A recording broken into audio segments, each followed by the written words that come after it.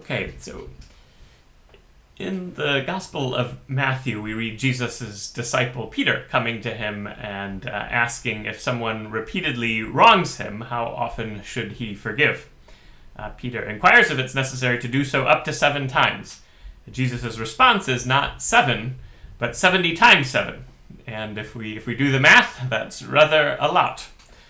But is this realistic? Is this practical? Will it not result in excessive hurt and repeated offenses, potentially, and injustice?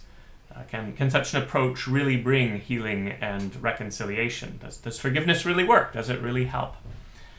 And in what follows, I will briefly consider the concept of forgiveness. I'll discuss some of the empirical evidence relating to forgiveness to health and talk a bit about forgiveness interventions, including recently developed workbooks to promote forgiveness. I'll touch upon some of the issues concerning the morality of forgiveness and ponder some of the policy implications of the empirical work. And then we'll conclude returning to the question that Peter posed to Jesus. So in the past couple of years, several years, almost 2 decades, 3 decades now, the topic of forgiveness has received considerable attention from, believe it or not, the empirical, social, and biomedical sciences. And we tend to think of forgiveness as something intangible, relational, theological, almost defying measurement. But measurement of forgiveness and efforts to empirically study forgiveness have in fact been made, and made fairly extensively over these past decades. It's of course not necessarily easy, but if we're going to think about measurement, we need to clarify what forgiveness really is. And forgiveness is often understood as replacing a victim's replacing ill will towards an offender with goodwill. Or alternatively, is a sort of the reducing of negative thoughts, emotions, and behaviors towards the offender and replacing those with positive thoughts, emotions, and behaviors. I think a helpful distinction sometimes drawn between what's sometimes called decisional forgiveness, which is sort of the behavioral intention to forgo revenge and treat the offender as a person of value, kind of the commitment to forgive. So that's decisional forgiveness, versus emotional forgiveness, which is kind of the replacement of those negative, unforgiving emotions with other centered emotions. Typically, the former, decisional forgiveness, precedes and helps bring about the emotional forgiveness.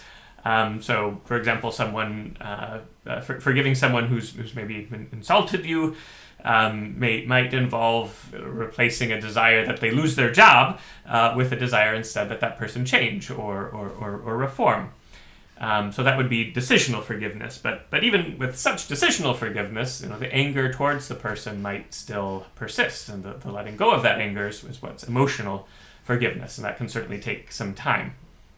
I think quite importantly, forgiveness is often distinguished between a number of other different but related concepts. So it's said that forgiveness is really different from forgetting that the offense occurred. It's different from condoning or excusing the action. It's different from forbearing. It's different from reconciling. One can, in principle, forgive without necessarily a fully restored relationship, and that might be important, say, in cases of repeated domestic abuse. It's also different than not demanding justice. One can forgive and potentially still pursue a just outcome. Forgiveness doesn't entail foregoing justice. As an example of this, after the 2015 shooting massacre at an African Methodist Episcopal Church in South Carolina, the relatives of those who were slain by the shooter, Dylan Small, told him that they forgave him and were praying for him, while also conveying to him the extraordinary suffering he had caused, and proceeding with the court proceedings as well. So such forgiveness didn't mean that they forwent the legal proceedings, nor did it ignore what had taken place, but it was a movement of goodwill of the members of the church, and an expression of hope that he would repent and change and realize the wrong that he had done. So the existing empirical research on forgiveness suggests that forgiveness itself, even assessed with kind of self-report questions, is in fact associated with better health.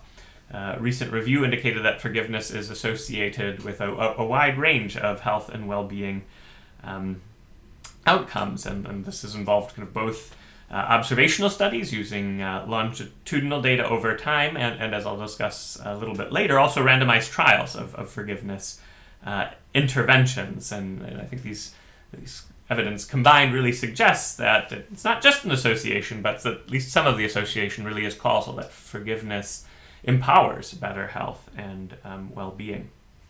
The various observational studies suggest that forgiveness is associated with lower levels of depression, anxiety, and hostility, reduced nicotine dependence and substance abuse, higher positive emotion, higher life satisfaction, greater social support, and fewer self-reported health symptoms. The mechanisms are generally thought to be some form of beneficial emotion regulation, with forgiveness being an alternative to perhaps what might be considered more maladaptive responses, like rumination, returning to the offense again and again and again, or suppression, trying to pretend it didn't happen, but often obviously not really being able to do so very adequately. Most of this forgiveness research has been cross-sectional data, where forgiveness and health are measured at the same time, which makes it difficult to assess causality, whether it's forgiveness that brings about health or whether healthy people are more able to forgive. But there are a number of longitudinal studies as well, which measured forgiveness and health repeatedly over time to try to assess the direction of causality and see whether changes in health precede or follow forgiveness. And in our own research on this topic, the Human Flourishing program at Harvard, we've used questions over several years on about 6,000 participants, and have found that forgiveness over time, over several years, is subsequently associated with better psychological well-being, including better life satisfaction, higher positive affect, higher self-esteem, fewer depressive symptoms and anxiety symptoms, and all of this kind of 3 years later, even after controlling for a rich set of social, demographic, and other health-related variables. We've thus far found relatively little evidence for an effect of forgiveness on physical health, but I'd say this is something that's still disputed. In the literature, these studies that we've been running have been with general samples, not all of whom have necessarily recently experienced some type of major offense. Some of the other work suggesting an effect on physical health have been with populations, all of whom have had some major offense, so that the context might affect the effects on physical health. But the effects on psychological well-being and on mental health the evidence seems pretty strong. And even stronger evidence comes from randomized trials of forgiveness interventions. And there have been quite a number of these that have been developed. There's a recent meta-analysis of 54 different intervention studies that suggested a fairly sizable effect of these forgiveness interventions on increasing forgiveness, but also on reducing depression, on reducing anxiety, and on increasing hope. So I would say, while the effects on physical health are not entirely clear, the effects on mental health from these randomized trials really are now very well established. And two prominent classes of these forgiveness intervention models are based on specific models of forgiveness. I think the two most prominent ones are Enright's process model and Worthington's reach model. And they're not all that dissimilar if you kind of dig down into the details, but Enright's process model takes place over 20 different steps organized into 4 phases. First, kind of uncovering the negative feelings about the offense, allowing those to emerge. Then deciding to pursue forgiveness for a specific instance, trying to work towards understanding the offender and their perspective, and then discovery of hopefully unanticipated positive outcomes and empathy for the forgiven person. And interventions that have used this model in randomized trials have shown them to be effective with groups as diverse as adult incest survivors, parents who've adopted special needs children, inpatients struggling with alcohol and drug addiction. So this model has typically been implemented in work with a therapist or a clinical psychologist over multiple sessions, but strong evidence that it really is very effective. An alternative model, Worthington's REACH model, and this is the model we've been using in some of the work I'll be describing in a bit, has been adapted as well to sort of workbook interventions, as well as in the context of therapy. And with REACH, each letter of REACH, R-E-A-C-H, corresponds to one part of the process. So R is recall. Recall the hurt one has experienced and the emotions associated with it. Again, don't bury it, don't suppress it, but allow that hurt really to emerge and reflect on it. E is empathize. Empathize with the offender, take the other's perspective and considering potential reasons for the action, but without condoning the action, and without invalidating one's own feelings as well. But try as best as possible to understand the other person. A is an altruistic gesture of recalling one's own shortcomings and realizing that one has sometimes done wrong oneself and that others have offered forgiveness, and that forgiveness is a gift that can be offered or withheld. C is commit to forgive, possibly publicly in the context of one's community and friends, even if the offender's not present, but it is that kind of decisional moment of that commitment to forgive the offender. And then H is hold on to or maintain the forgiveness through times of uncertainty and through the returning of anger and bitterness, realizing that forgiveness really is a process that does take time, that emotional forgiveness doesn't come immediately. And while again most of these forgiveness interventions do require a professional counselor, there's some evidence from some small randomized trials that this REACH model of forgiveness can be adapted to a forgiveness workbook intervention that can be done on one's own, and again some evidence that these two are effective in bringing about forgiveness. If you're interested, you can download these forgiveness workbooks freely from Everett Worthington's website, and I think more research is needed. But if these workbook resources prove to be effective, I think the potential for outreach and promotion, both of forgiveness and then also of mental health, could be really substantial. It may have very profound public health implications, and I'll discuss those in a little bit as well. And in fact, right now we are trying to evaluate the efficacy of this forgiveness workbook intervention in a very large randomized trial involving 3,000 participants in 5 relatively high conflict countries, Colombia, South Africa, Ukraine, Hong Kong, and Indonesia. And we're going to try to attempt to more definitively establish the evidence for the workbook's efficacy. I think results should be available, we hope, by the end of the year.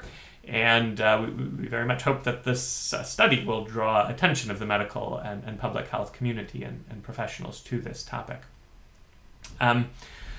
Questions are, I think, probably rightly often raised as to the morality of forgiveness. When is forgiveness itself morally appropriate? Are some offenses unforgivable?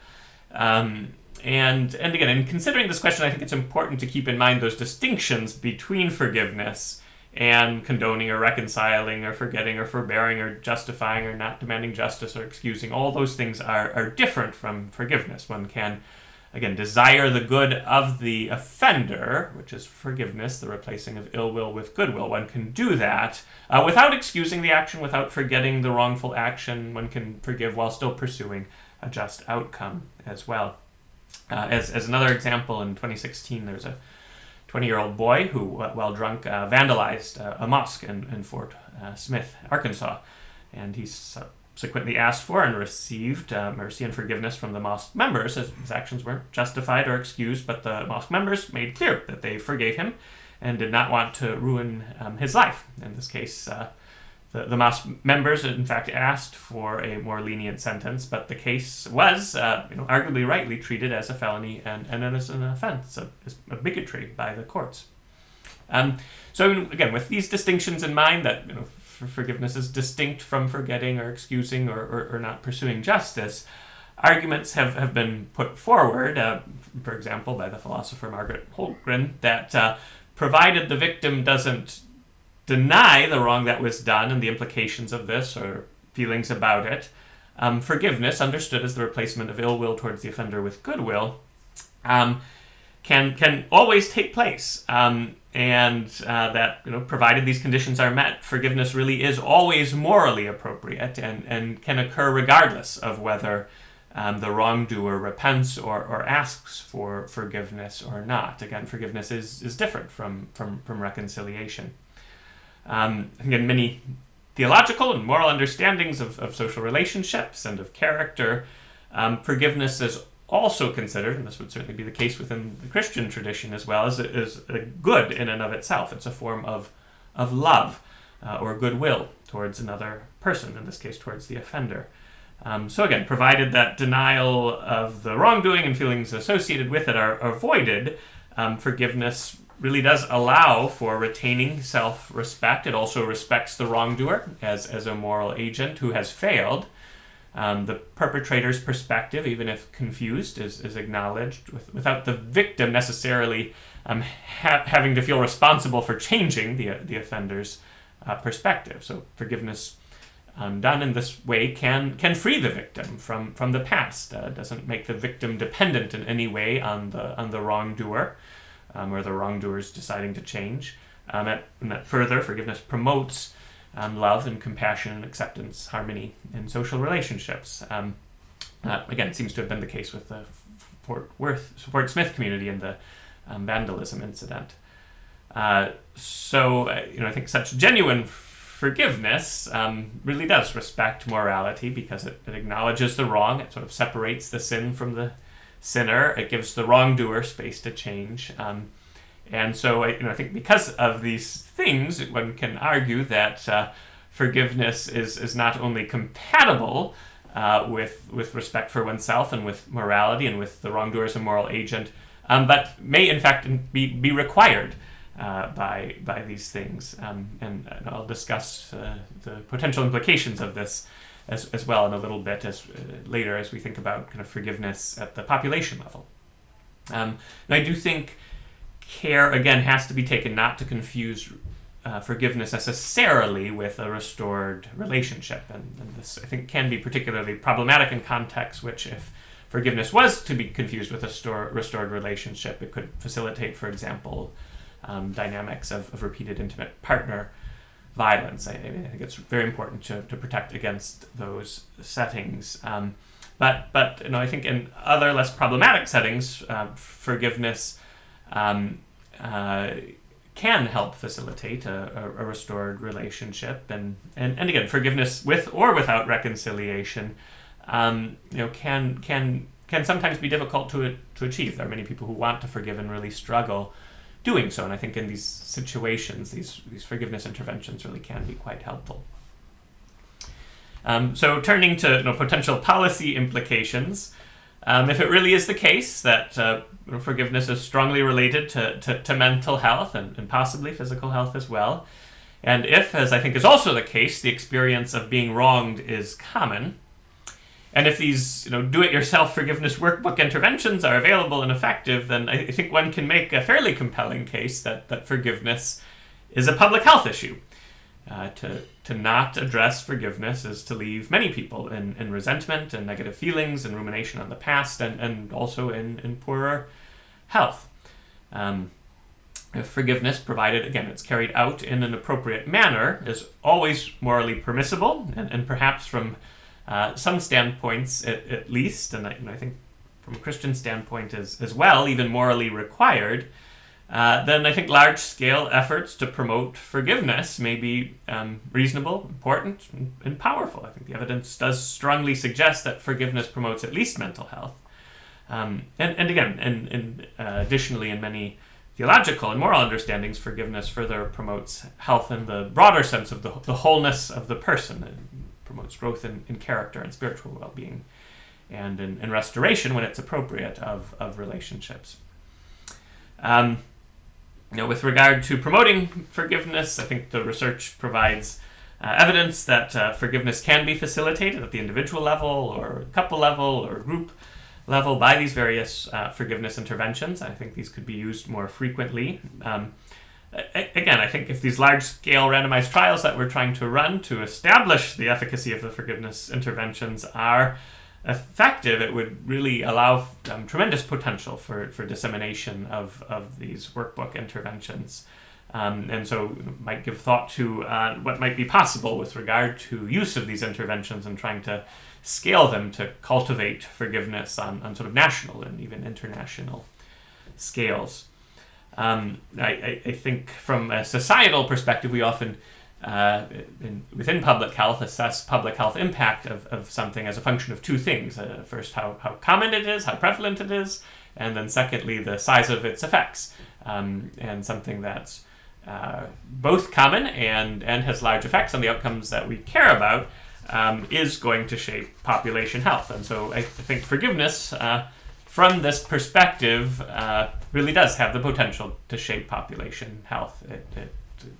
Experience of being wrong and its common effects of forgiveness on mental health are pretty substantial. So I think a case can be made that forgiveness should be viewed as a phenomena that is not only of moral and theological and relational significance, but of public health importance as well.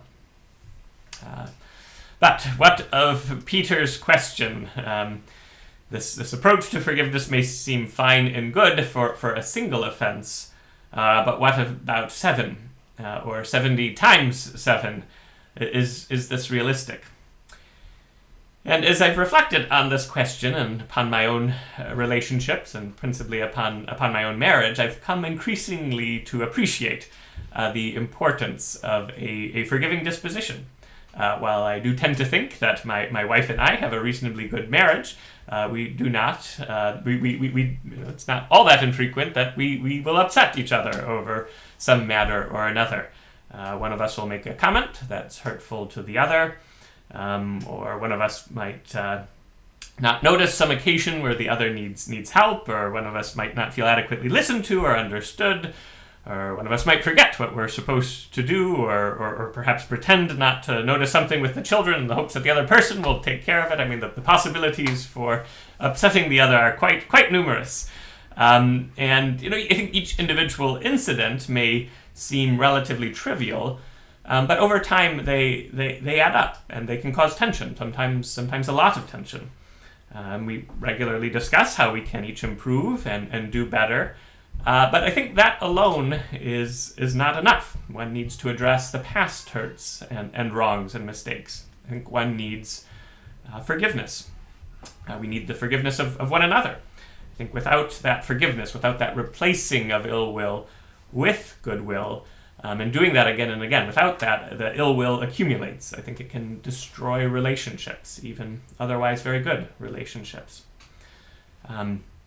So I really do think forgiveness is needed for that restoration of goodwill. And so as I've reflected on Peter's question and Jesus' response, I've wondered if in my own marriage, the 70 times 7 is needed for me, not just over a lifetime, but in fact each and every year, probably. We again, I think we need forgiveness to preserve and restore relationships, to preserve and restore goodwill, to help each seek the good of the other.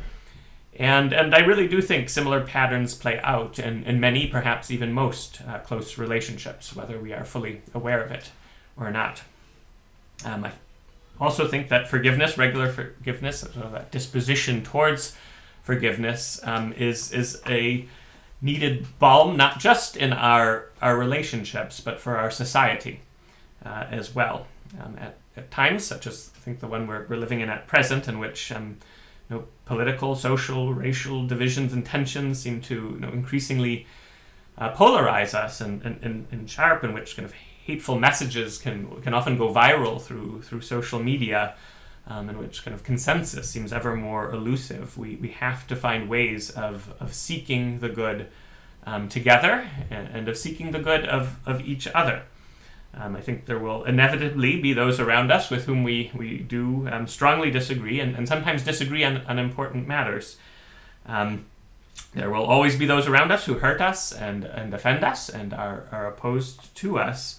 And I think the approach of forgiveness is not one in which we say that disagreements don't matter or that hurts don't matter. It's not one that ignores wrongs. It's not one that ignores injustices. Rather, it's one in which we have goodwill rather than ill will towards those with whom we're opposed or who have acted hurtfully towards us. It's one where we want what is good, even for those with whom we disagree. And I think that is the wisdom of the Christian teaching on love for one's enemies. I think without ultimately wanting good for what we might think of as the other side, there really seems little hope of moving forward, or of finding what's good or some approximation of it for society.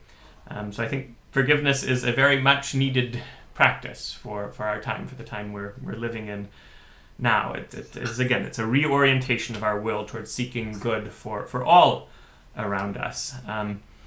Moreover, I think there's now pretty strong evidence, even from experimental studies, that those acts of goodwill, those acts of kindness towards others are, in fact, exhibit kind of contagious behavior, that someone who receives an act of goodwill is more likely to act positively towards others. It doesn't always happen, but it can. And so I think an act of forgiveness will not always, but sometimes can have a transformative effect on the offender, on the perpetrator. Forgiveness can help spread that disposition of goodwill and generosity. So I think we should seek to forgive others. We should seek to forgive one another. But I think we also need to recognize that we almost certainly ourselves make mistakes and hurt others. We're perhaps slower to acknowledge this, but often we ourselves are in need of forgiveness. This too can sometimes be unsettling, sometimes more unsettling than we would like to admit. But I think the Christian teaching on forgiveness thus includes but extends beyond interpersonal forgiveness. Forgiveness of others is that replacing of ill will towards the offender with goodwill. It's an orientation towards the good. And when we honestly reflect on our lives, we realize that we are often seeking something that's truly good, but not always. Sometimes, again, we hurt others. Sometimes we're selfish. Sometimes we do things that are destructive to others and even to ourselves. And so the Christian teaching on the human person is that while God created each person good, and that we're constantly to seek good and the highest good, we do often fail. We do often fail to seek good and to do good. We do often fall short of the goodness to which we are to aspire. We may sometimes feel sadness, disappointment, shame, frustration, or anger over our own failure. We may feel that we ourselves want forgiveness, not only from those around us, but also with respect to who we are as a person and in our failing to do good. And again, in the Christian understanding, what we are ultimately seeking is in fact forgiveness from God, from the source of all goodness. What we desire is a restoration to and a reorientation towards goodness itself, the highest, the most ultimate good in God. And it's that desire for forgiveness that expresses itself in the line of the Lord's Prayer. Forgive us our trespasses as we forgive those who trespass against us. Again, what we seek is a fundamental reorientation towards goodness itself and to the source of all goodness. And our forgiveness of others, in fact, helps bring about that orientation to the good, that forgiveness from God, that forgiveness of others, that receiving the gift of forgiveness are all importantly and intricately interlinked. So, is 70 times 7 realistic? Well, I think in close relationships, it's beyond realistic. I think it's in fact often necessary. think a forgiving disposition, a reorientation towards goodness, a disposition towards seeking the good of others is crucial. And it is in such forgiveness and in that fundamental reorientation towards the good that we come closer to who we are truly meant to be. So forgiveness promotes health, forgiveness promotes wholeness, forgiveness can promote goodness for ourselves and for others. I think forgiveness is central to human flourishing. So, thank you.